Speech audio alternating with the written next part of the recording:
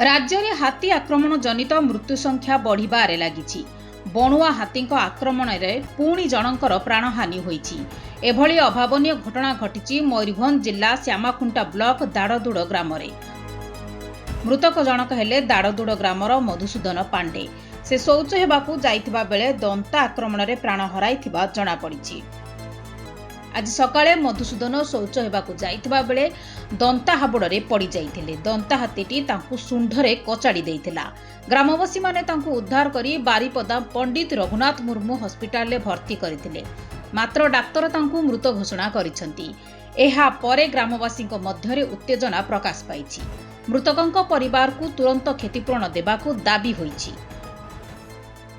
अन्य पक्षरे श्यामाखुंटा ब्लॉक रे सप्ताह धरी 40 टिकिया हाथीपल उपद्रव करुथबा बेले बिलरे फसल नथिबा जगु गाँ मुहां हेउछंती। गाँ रे घर भांगिबा सहित पनीपरिबा और कदली बाड़ी रे पसी व्यापक क्षयक्षति करुछंती, जहाकु नेई ग्रामवासी मध्यरे असंतोष प्रकाश पाइछि। हाथीपलंकु तुरंत घोड़ाइबाकू दाबी करिसंती।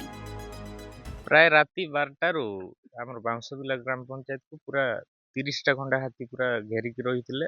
बहुत चाष जमी नष्ट कर देइछंती। बहु लोकंकर चाष जो धान रखिथिले घरे घरे पसी पसी खाइकी पूरा नष्ट कर देइछंती। बहुत जनकर से आडू हाथी पारी देइति से पटु से माने केते हाथी केते 5टा ना केते 4-5टा वर्तमान 5टा थिले आगरू से पटु गुडे आसिकी ताकू से सेतडे हिडोटारे एमती हेकी उठुथिले।